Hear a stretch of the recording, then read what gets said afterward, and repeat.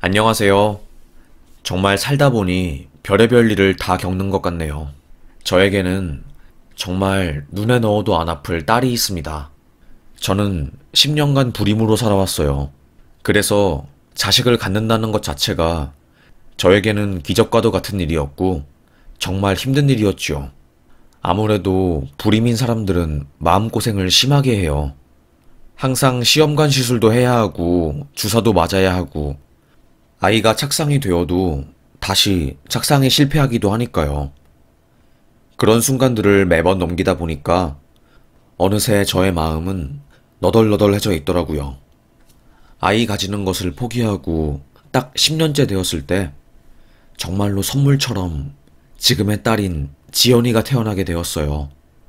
지연이를 잘 키우기 위해서 저는 얼마나 많은 노력을 한지 몰라요.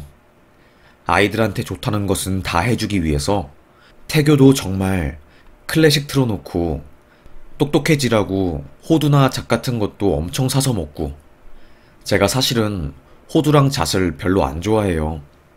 그런데 아이를 위해서 저는 맛없다고 느끼는 견과류도 꾸역꾸역 먹었지요. 저의 바람 때문인지 아이는 참 착하게 그리고 이쁘게 자라주었어요. 이렇게 고마울 수가 없었습니다. 아이는 열심히 공부를 해서 본인이 꼭 하고 싶었던 선생님이 되기 위해서 열심히 노력했습니다. 처음에는 임용을 준비한다고 되게 마음고생이 심했어요. 임용고시라는 게 고인물이기도 하고 정말 전국에서 난다긴다 하는 애들이 다 준비하는 시험이라서 쉽지가 않았지요.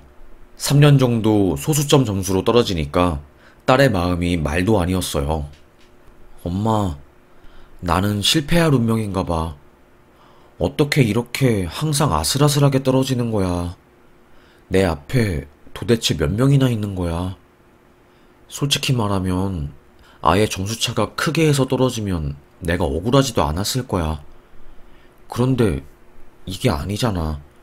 점수차가 정말 너무 조금 나고 이제는 나도 슬슬 지치는 것 같아. 언제까지 이렇게 마음고생하면서 힘들게 공부를 해야 하는지 모르겠어. 나 마음 같아서는 그냥 싹 다 포기하고 싶어, 엄마. 나 어떻게 해? 딸은 저를 안으며 펑펑 울더라고요. 그 모습을 보니까 딸이 힘들어하는 모습을 엄마의 입장에서 보니까 눈물이 나더라고요. 딸, 엄마는 딸이 행복했으면 좋겠어. 점수 몇 점 때문에 힘든 모습을 보니까 엄마 억장이 무너질 것 같아. 우리 딸은 제발 엄마처럼 고생하지 않고 그냥 하루하루 행복을 느끼면서 살았으면 좋겠다. 엄마가 살다 보면서 느낀 것은 우리는 다 행복하기 위해서 태어난 존재라는 거야. 엄마가 무슨 말하고 싶어 하는지 알겠니? 딸은 그때 고개를 끄덕이면서 저의 말에 동의를 했어요.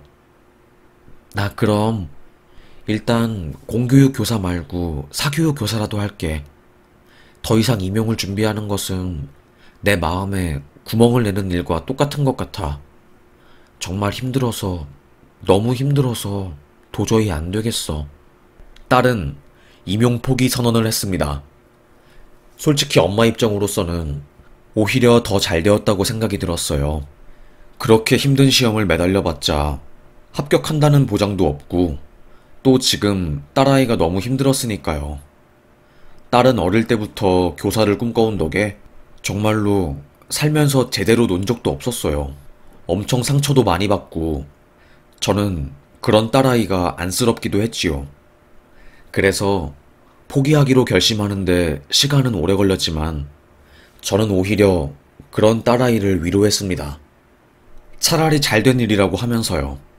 그동안 공부하느라 제대로 놀지 못한 딸은 임용을 포기하고 학원 선생님을 하면서 많은 미팅을 하게 되었어요. 미팅을 하다 보니까 딸에게는 남자친구가 생겼고 매일매일 잿빛 같은 얼굴을 띠던 딸의 표정은 정말 꽃밭에 온 것처럼 너무나도 행복해 보이고 다시 태어난 것처럼 사랑받는 여인의 얼굴을 하고 있었습니다. 딸, 엄마는 요즘 딸이 항상 웃음 짓고 행복하게 있는 것 같아서 너무너무 기쁘다. 엄마는 우리 딸이 행복할 수만 있다면 정말 다른 건 다 필요 없고 감사할 것 같았는데 결국에 우리 딸이 행복해진 것 같아서 마음이 너무 편하네. 앞으로 어떤 일이 있든 간에 우리 딸 긍정적으로 생각하면서 살아. 틈틈이 사랑도 하고 사랑을 해야지 우리 딸 인생이 즐겁지. 엄마 고마워. 나 이 사람이랑 함께하는 하루하루가 정말 행복하고 이제야 내 인생에 사랑이 찾아온 것 같아. 나 요즘 이렇게 행복해도 되나 싶을 정도로 하루가 되게 벅차고 행복해. 딸아이가 행복해하는 모습을 보니까 엄마로서 더 바랄 게 없더라고요. 처음에는 아이가 건강했으면 좋겠는데 건강하니까 더 많은 것을 바라다가 딸이 시험으로 힘들어하니까 저는 마음을 고쳐먹고 우리 딸이 행복할 수 있는 것이라면 뭐든지 지원하기로 했지요. 그런데 문제가 터진 겁니다. 딸이 그 남자랑 결혼을 하겠다고 말한 거였어요. 저는 조금은 성급한 게 아닌가 싶었습니다. 딸, 그래도 남자는 2년 정도 만난 다음에 결혼을 고려해야 하지 않겠어? 너무 급하게 결정하면 엄마가 조금 걱정된다. 아니야, 엄마. 나 이 남자랑 같이 살면 정말 평생 행복하게 살 자신 있어. 그래서 엄마한테 용기 내서 이렇게 말하는 거야. 이 남자랑 함께 하니까 임용고시 때문에 힘들었던 나의 과거가 다 보상받는 기분이야. 하루하루 사는 게 너무나도 행복해서. 엄마, 나 용기 내서 엄마한테 말하는 거야. 나 결혼 결심했어. 이 남자도 나랑 빨리 결혼하고 싶으니까 그래서 나도 이 남자 이야기 들어주고 싶거든. 저는 딸내미가 너무 불같은 사랑을 해서 제대로 된 판단을 못 내리고 이렇게 성급하게 결혼을 결정한 게 아닌가 싶었습니다. 엄청 고민되었지요. 아무리 딸이라고 해도 내가 딸의 행복을 원한다고 해도 아닌 건 아닌 거거든요. 딸, 엄마는 딸내미가 너무 걱정돼. 일단 그 아이 한번 만나보자. 어떤 아이인지 엄마도 궁금하다. 딸의 말을 들어보니까 사위가 될 사람은 사업을 준비하는 사람이라고 하더라고요. 돈은 좀 적당히 버는 편이었고, 문제는 불안정한 사업을 하는 거니까 언제 망할지 모른다는 게 문제였습니다. 저는 딸에게, 딸, 그래도 안정적인 일을 하는 사람을 만나는 게 낫지 않겠어? 엄마는 아무래도 안정적인 일을 하는 사람 만나서 딸이 그 사람이랑 함께 사는 게 나을 것 같은데, 사업은 언제 망할지 모른다고 해도, 엄마, 사랑은 불완전함까지 품어주는 게 사랑인 거야. 나는 그렇게 사랑하기로 했고, 그리고 나중에 그 남자가 엄청 성공할 수도 있는 거잖아. 그리고 그 남자의 행동을 보면 진짜 실패할 수가 없어. 엄청 부지런하고 나한테도 잘한단 말이야. 일단 만나보고 나서 결정해. 그렇게 저는 상견례 전에 딸의 남자친구를 미리 만나보았어요. 그런데 좀 놀랐습니다. 딸의 남자친구, 굉장히 인상이 좋고 싹싹하더라고요. 안녕하세요, 어머님. 만나 뵙게 되어서 정말 감사합니다. 제가 오랜 시간 동안 따님한테 푹 빠져서 정말 따님분이랑 꼭 결혼하고 싶다는 생각을 했거든요. 제가 사업하고 불안정한 직업을 가져서 어머님이 반대하시는 거 저도 잘 알고 있습니다. 하지만 저요, 따님 정말로 행복하게 해줄 자신 있고, 제가 굶더라도 따님은 절대로 굶기지 않도록 할 자신 있습니다. 저 믿어주세요. 저 진짜로 한번 해보겠습니다. 허락만 해주시면 따님분을 평생 행복하게 해드릴게요. 하면서 씩 웃는데 잘생긴 얼굴로 싹싹하게 어른한테 하니까 저도 얼어붙었던 마음이 사르르 녹아버렸지요. 아이고, 우리 딸이 자네를 왜 좋아하는지 알겠네. 이렇게 말솜씨가 좋고 싹싹한 아이인데 누가 싫어하겠어? 우리 딸 눈이 엄청 높은데 잘 되었네. 딸내미만큼 소중하고 귀한 아들을 어떤 부모님께서 낳으셨는지 사돈 될 사람 빨리 보고 싶다. 그래, 너희 둘이 좋다고 하는데 내가 뭐라고 중간에 끼어서 말하겠니? 사실 걱정이 되긴 했지만 우리 딸이 선택한 남자니까 믿고 우리 딸 맡긴다. 제가 결혼을 허락하는 말을 했을 때 사위는 세상에서 가장 행복한 표정을 지으면서 어머님, 정말로 너무너무 감사합니다. 제가 최선을 다하겠습니다. 어머님이 저에게 한 약속, 저는 절대로 잊지 않을 거예요. 저요, 앞으로 바르게 살겠습니다. 정말 따님을 위해서 살겠습니다. 고개를 조아리면서 저에게 말하더라고요. 그래도 남자가 성격도 좋고 외양 쪽에다가 여자를 먹여 살릴 수 있을 것 같아서 저는 흔쾌히 결혼 허락을 했습니다.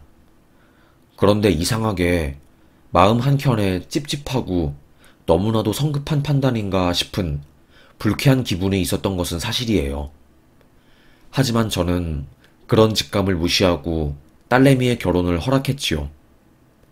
분주하게 딸과 사위는 결혼 준비를 하게 되었고 시간이 흘러 상견례 날이 다가오게 되었습니다. 사위 될 사람의 집안은 저희 집안보다 좀 못 사는 집안인 듯 했어요. 그쪽 집안은 이제 돈이 없어서 신혼집을 마련해주지 못할 것 같다고 했거든요. 그래요.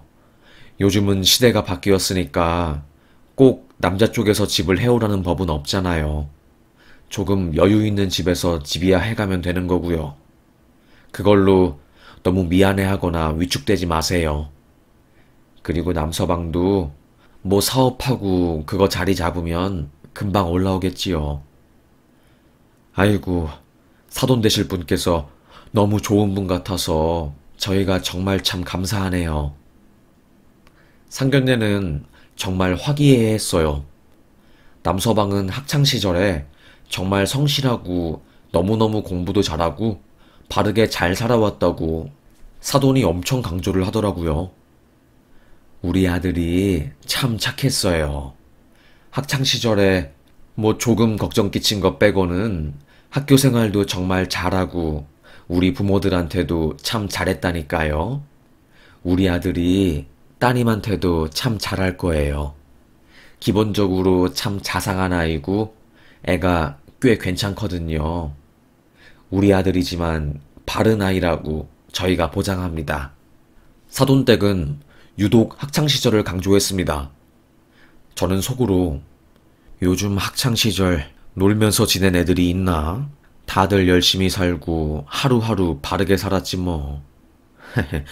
새삼스럽게 그런 걸 자랑이라고 말하나 사돈은?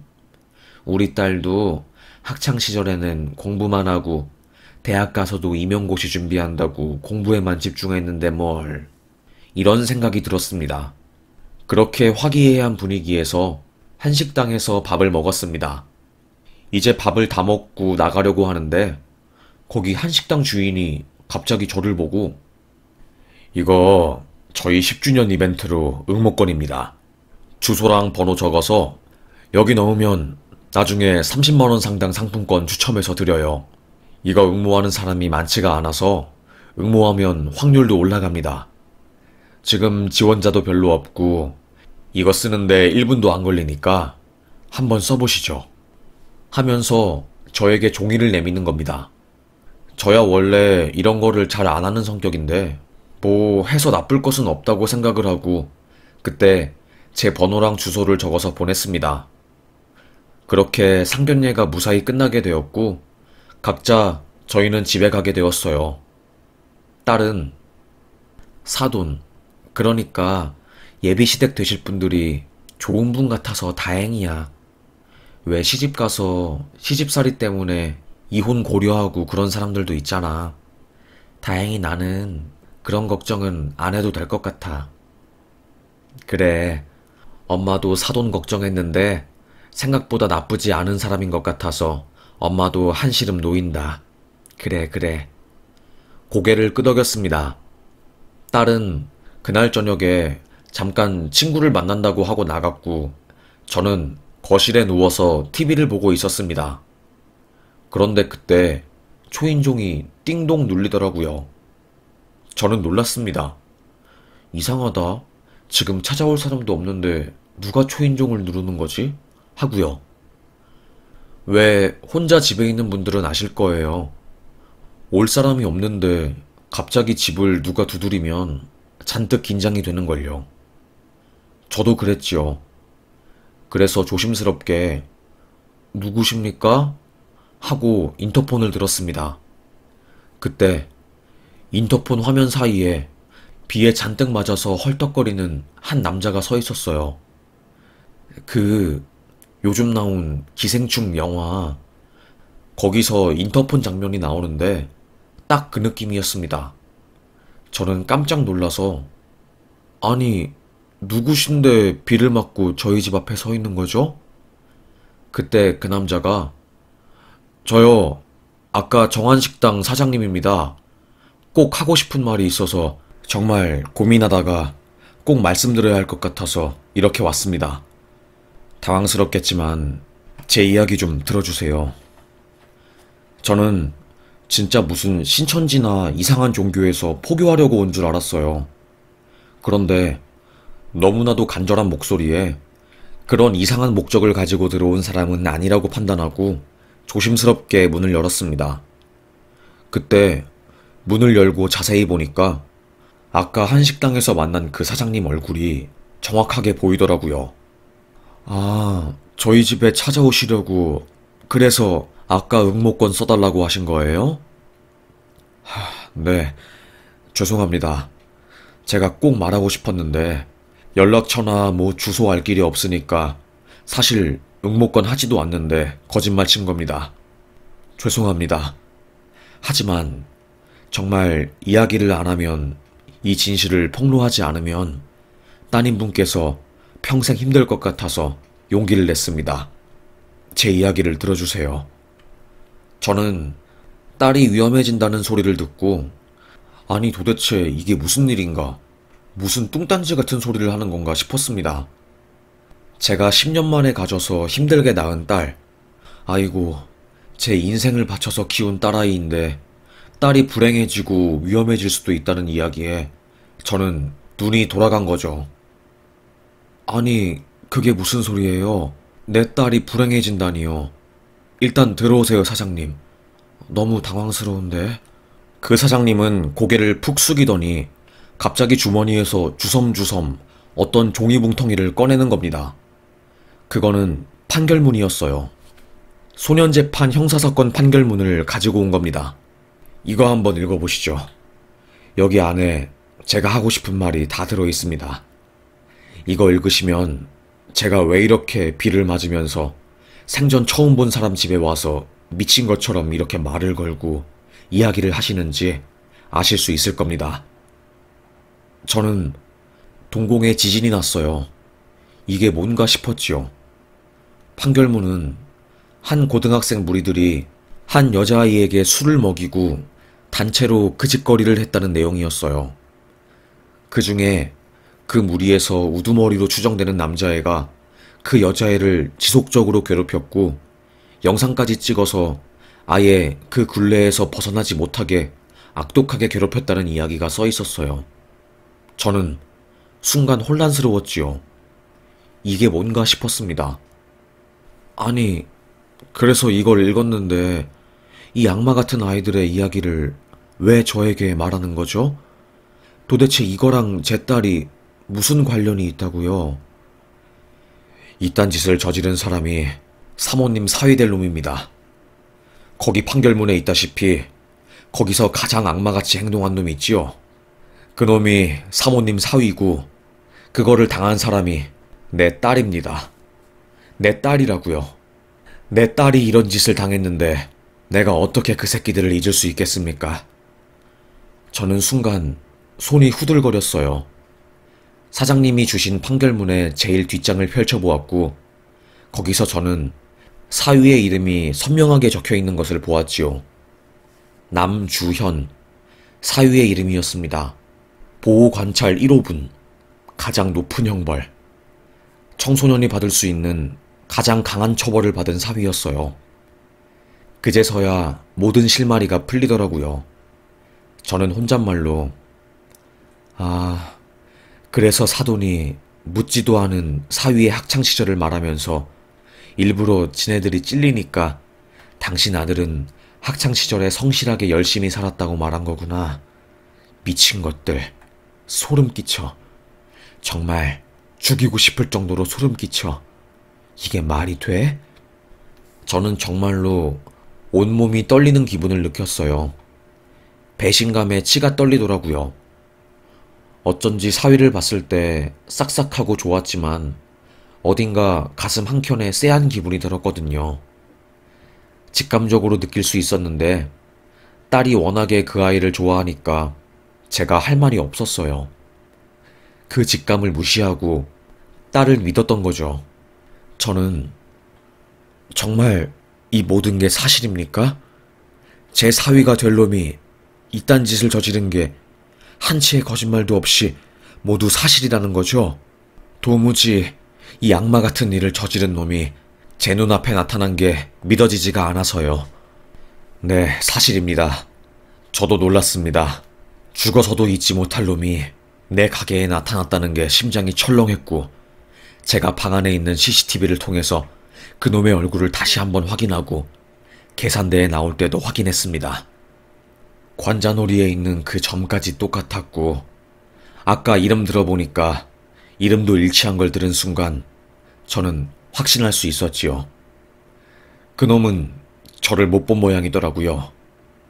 그놈이 저희가 딸이 그런 짓을 당했다는 것을 알고 고소할 때 저희 집에 와서 칼 들고 난동 피운 놈입니다.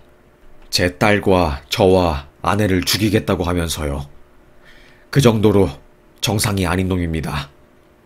제 딸은 그 이후로 정신분열까지 걸리고 하루하루 너무 힘들어해서 정말 매일 극단적인 시도를 했습니다. 애엄마는 잘 다니던 학교 일도 그만두고 아이를 케어하는 데에만 열중했어요. 그리고 언제 어디서 그놈들이 나타나서 제 딸을 해칠지 몰랐기 때문에 저희 가족은 딸내미가 성인이 될 때까지 24시간 항상 초긴장 상태였습니다. 그렇게 저희 가족이 힘들게 살았어요. 그놈 자식 한 명 때문에요. 그놈이 저에게 한 말이 아직도 저는 기억납니다. 어쩌라고 아저씨. 어차피 우리 촉법소년이라서 그냥 빵 잠깐 갔다 오면 그만이야. 취업하는데 지장도 없고 나중에 과거 싹 숨기고 살면 돼. 그런데 당신 딸은 아주 평생 잊히지 않을 상처를 받았네? 나는 너무 그게 좋아. 그리고 당신네들이 나를 고소했으니까 나도 당신네들 가족 파탄 내줄게. 내가 얼마나 악독한 놈인지 이 기회에 보여줄게. 하면서 흉기를 휘둘렀지요. 아직도 그때 생각하면 심장이 철렁거리네요. 그때 그놈 부모님이 뻔뻔하게 고개를 들면서 미안하다 한마디 안 하는 그 모습이 저에게는 너무나도 생생해요. 그래서 정말 다시 생각하기 싫을 정도로 그놈을 잊지 못합니다. 사장님은 이런 말을 하시면서 눈물을 글썽이더라고요. 저도 마음이 너무 아프더라고요. 얼마나 힘드셨을까? 얼마나 고통스러웠을까? 나도 우리 딸이 너무나도 소중해서 누가 우리 딸을 건드리면 정말 죽이고 싶을 정도로 분노가 치밀어 오를 텐데 고개를 숙일 수밖에 없었습니다. 그 사장님은 제 딸과 같은 일을 겪고 싶지 않으시면 지금이라도 파혼하세요. 그리고 따님에게 이 판결문을 보여주세요. 지금이야 사랑에 빠져서 제대로 판단을 내릴 수 없고 이 모든 사실을 부정하고 싶겠지만 이 모든 것은 사실입니다. 절대로 부정할 수 없는 사실이고 제 딸에게 지울 수 없는 상처입니다. 저는 그분에게 말했어요. 정말 감사합니다. 이렇게 집에까지 찾아와서 말씀을 해주시고 사장님이 아니었으면 저와 제 딸 아주 악마를 저희 집안에 끌어들여온 걸 수도 있었네요. 너무너무 끔찍하네요. 에휴. 그렇게 사장님은 집을 나섰고 저는 집에서 멍하니 누워있다가 딸내미가 들어올 때까지 기다렸어요. 그때 현관문을 여는 소리가 덜컹 들렸고 저는 기분이 좋아 보이는 딸내미에게 딸, 여기 책상에 앉아봐.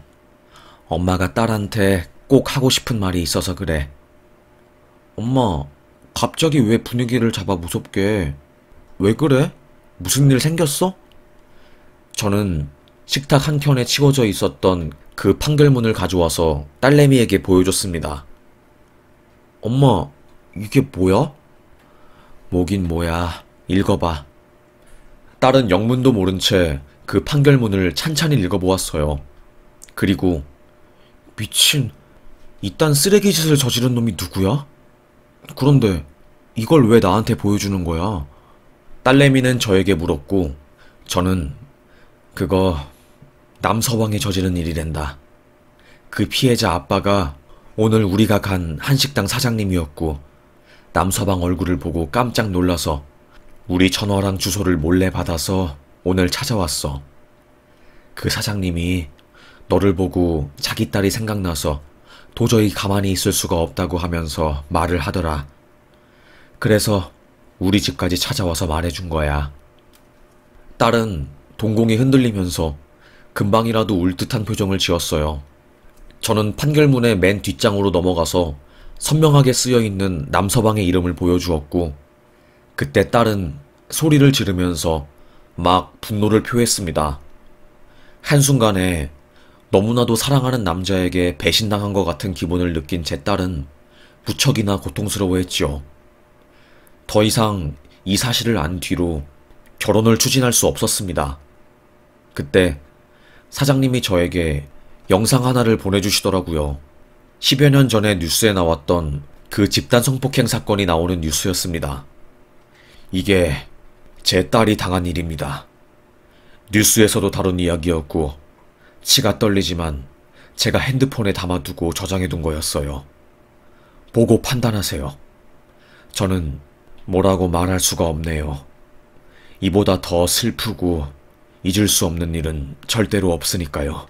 이 일을 믿기 힘들어하는 딸에게 저는 그 뉴스 링크를 보내주었고 그때 딸은 완전히 남서방에 대한 마음을 정리한 듯 보였어요. 엄마, 그 아저씨한테, 한식당 아저씨한테 너무너무 고맙다고 전해줘. 내가 미친놈이랑 결혼할 뻔했네. 내 인생이 완전히 구렁텅이로 들어갈 뻔한 거야. 어떻게 이런 일을 저지르는 사람을 만날 뻔했지? 정말 작정하고 속이면 완전히 사람 속이는 것은 일도 아니구나. 엄마, 나 너무너무 충격적이야. 됐어. 식장 들어가기 전에 알았으니까 그럼 된 거야. 딸, 엄마도 너무 힘들다. 이런 일이 있었다는 게. 그래도 지금 늦지 않았으니까 당장 파혼하고 그놈이랑 연 끊어. 그리고 딸은 바로 남서방한테 전화를 했어요. 니 진짜 소름 끼친다. 내 앞에서는 정직하고 성실한 사업가인 척 하더니 알고 보니까 완전히 미친놈이었구나. 너 10대 때 네가 무슨 짓을 저지른지 내가 모를 것 같았어? 그렇게 과거를 감쪽같이 속이니까 행복해? 네가 저지른 그 일에 대한 대가를 이제 치를 때가 온 거야. 끝까지 속일 수 있는 일은 이 세상에 없어. 네가 그 아이한테 마음의 상처를 준 만큼 이제는 네가 그 마음의 상처를 받아야 할 때가 온 거야. 내가 무슨 말을 하려고 하는진 알겠지? 파혼하자. 그리고 쓰레기 같은 너, 내 앞에 절대로 나타나지 마. 제 딸이 이렇게 말하니까 사위는 아니라고 발뺌을 하더니 나중에는 정말로 미안해. 나 정말 아직도 그때의 일을 참회하고 있어. 사실 정말로 죽어서도 숨기고 싶은 내 과거였는데 그래서 꽁꽁 너에게 숨기고 싶었어. 내 과거랑은 비교도 안 되게 네가 너무나도 좋은 사람이라서 게으른 나도 네 앞에서 잘 보이고 싶어서 성실한 척을 하고 열심히 사는 척을 했거든. 제발 나한테 기회를 한 번 더 주면 안 될까? 나 앞으로 살면서 너처럼 천사 같은 여자를 또 만날 수 있을지 모르겠어. 제발. 안 돼. 너 같은 놈이랑 절대로 결혼 못해. 단순히 여자를 괴롭힌 게 아니라 한 여자의 인생이 휘둘릴 정도로 큰 상처를 준 거고, 너는 그 상처 준 것에 대한 책임을 늦었지만 져야 해. 나 꿈이 학생들 가르치는 사람이야. 그런데 너처럼 학생들에게 지독하게 상처 준 놈을 내가 어떻게 남편으로 맞이하겠어? 내가 세상에서 제일 싫어하는 부류가 너 같은 놈들이거든? 너처럼 싸가지 없이 살고 세상 잘난 맛에 살고 참회할 줄 모르고 남들한테 상처 주는 놈들이 내가 제일 싫어하는 사람이야. 헤어지자. 그리고 네가 평생 불행했으면 좋겠어. 제 딸은 그놈에게 정말로 악담이란 악담은 다 퍼붓고 마음에 가득 상처 줄 수 있는 말들을 뿜어냈어요. 그놈은 제 딸은 진심으로 사랑했고 온 마음을 다해서 목숨까지 바칠 정도로 마음을 먹었던 것 같은데, 갑자기 딸에게 그런 소식을 들으니 엄청나게 큰 충격을 받았던 모양이더라고요. 사돈이 될 뻔한 그 사람들까지 저에게 전화가 와서 우리 아들이 저지른 잘못에 대해서는 저희도 할 말이 없습니다. 그런데 아들이 정말 죽을 것처럼 너무너무 힘들어해서 혹시라도 딸의 마음을 돌릴 수 있으면 좀 도와주십사 하고 연락드렸습니다. 그럴 일 절대로 없고요. 그딴 짓 저지른 남자한테 딸을 맡길 수 있는 부모는 이 세상에 없을 거예요. 말을 들어보니까 당신네들도 당신 아들이 괴롭힌 그 딸네 부모한테 막말했다면서요. 제가 모를 것 같아요? 그 부모의 그 아들이라고 아주 콩 심은데 콩나고 팥 심은데 팥나는 말이 뭔지 절절하게 알 것 같습니다. 우리 딸이 당신네 아들이랑 다시 만날 일은 죽어도 없을 거니까 다시는 전화하지 마세요. 이 쓰레기 가족들아. 저는 막말을 퍼붓고 전화를 툭 끊었습니다. 그리고 딸과 저는 한참 동안 충격에 허우적거렸어요. 거의 일주일간은 아무런 생각도 안 났던 것 같아요. 일상생활이 마비가 되었다고 표현을 해야 할까요? 하여튼 그런 상태였지요. 가만히 있어도 갑자기 분노가 차오르고 그랬으니까요. 한 달 정도 지났을 때 다시 마음을 회복할 수 있게 되었고, 그 무렵 소식을 듣게 되었어요. 딸의 남편이 될 뻔한 그 악마 같은 놈이 극단적 시도를 해서 병원에 있다는 소식을요. 엄마, 그놈 나한테 파혼당한 이후로 급격하게 심각한 우울증이 오고 정신병동에 입원했다고 하네. 아무래도 자기도 충격받았나 봐. 그놈 진짜로 온 마음을 다해서 나를 좋아하고 나에게 최선을 다했거든. 자기 마지막 사랑이라고 생각해서 정말 최선을 다했는데 자기가 과거에 한 행동 때문에 자기 앞길이 막히게 생겼으니 얼마나 우울하고 절망적이겠어. 그런데 나는 오히려 잘된 것 같아. 벌 받아야 하는 놈은 처절하게 벌을 받는 게 맞는 것 같아. 그래야지 사람들이 억울하지가 않지. 나는 그 한식당 사장님한테 이 소식을 전하고 싶네. 저는 딸의 말을 듣고 그 사장님에게 소식을 전해드렸습니다. 사장님, 감사합니다. 덕분에 제 딸이 지옥구덩이 문 앞에서 유턴할 수 있었어요. 만약에 아무것도 모르고 제 딸이 그놈이랑 결혼했다면 결혼생활 도중에 튀어나오는 그놈의 지독한 짓거리들 때문에 저와 제 딸 평생 동안 고통스러웠겠지요. 사장님, 그리고 좋은 소식인진 모르겠지만 그놈 자식이 우울증에 걸려서 정신병동에 입원했고 얼마 전엔 극단적인 선택을 해서 일주일 동안 혼수 상태에 있다고 하더라고요. 그래도 정의가 이기나 봐요. 시간이 얼마나 오래 걸릴진 모르겠지만 죄를 지은 놈은 결국에 벌을 받고 고통스러워한다는 사실이 맞는 것 같아요. 에휴, 정말 이제는 사장님께서 좀 마음 편하게 사셨으면 좋겠네요. 그놈도 이제 벌을 받은 것 같으니까요. 여튼 용기 내서 저희 모녀에게 이렇게 큰 사실을 말해주셔서 감사합니다. 사장님은 그놈이 극단적 선택을 했다는 말에 희미한 미소를 지음과 동시에 약간은 허탈한 표정을 지으시더라고요. 그리고 저에게 저는 딸을 지키지 못했지만 사모님께서는 꼭 따님을 지켜서 행복하게 사시라는 말을 해주더라고요. 저는 미안할 뿐이었지요. 그래도 사장님 따님분은 마음을 추스르고 다시 공부를 해서 미국으로 유학 가서 지금은 외국인이랑 행복하게 잘 살고 있다고 하더라고요. 참으로 강인한 아이였던 거죠. 제 딸도 파혼을 하고 처음에는 너무나도 마음고생이 심했지만 이제는 자기가 가야 할 길이 뭔지 정확히 알겠다고 하면서 지금 임용고시를 다시 준비하고 있습니다. 남자랑 만나는 것은 정말 행복하지만 자기 인생을 챙기는 게 가장 중요한 것 같다고, 나의 인생을 챙기지 않고 다른 사람들을 만나고 연애를 하는 것은 멀리 봤을 때 결국 자기에게 큰 손해를 끼치는 일인 것 같다고 하면서요. 저는 딸의 말에 100번 공감을 하면서 네가 하고 싶은 것들, 이루고 싶은 꿈들을 결국에 다 이루면서 살았으면 좋겠다고 말했습니다. 그렇게 딸은 다시 힘겨운 임용고시를 준비하면서 열심히 공부하고 있네요.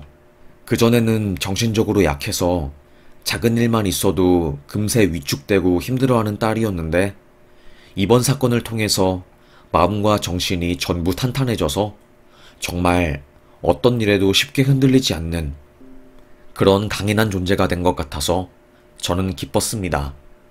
저는 오늘도 딸을 위해서 하루하루 살아보려고요. 우리 가족이 행복한 게 우선이니까요. 그런 쓰레기놈한테 주는 관심조차 아깝습니다. 정말 악마 같은 일을 저지르고 지금 과거의 일을 다 잊어버리고 사시는 분들, 제발 벌 받으시길 바랍니다. 생각보다 피해자의 상처는 깊고 진하고 말로 다 설명할 수 없을 정도로 끔찍하거든요. 부디 나쁜 일을 저지른 사람들은 벌을 받는 사회가 오길 바라고, 그리고 제발 촉법소년법 없어졌으면 좋겠네요. 10대라고 지은 죄에 대해서 면죄부를 주는 게 말이 됩니까? 그것 때문에 요즘 애들이 더 심하게 범죄를 저지르는 것 같네요. 오히려 10대들이 더 악독하고 어른보다 더 무서운 짓을 저지르는 것 같습니다. 잃을 게 없는 아이들이니까요. 에휴, 그럼 저의 사연은 여기까지였습니다. 그리고 결혼 상대자의 과거에 대해서 알아보는 것도 나쁘지 않은 것 같네요. 저는 한식당 사장님이 아니었으면 정말 끔찍했을 것 같네요. 그럼 저의 이야기 들어주셔서 감사합니다.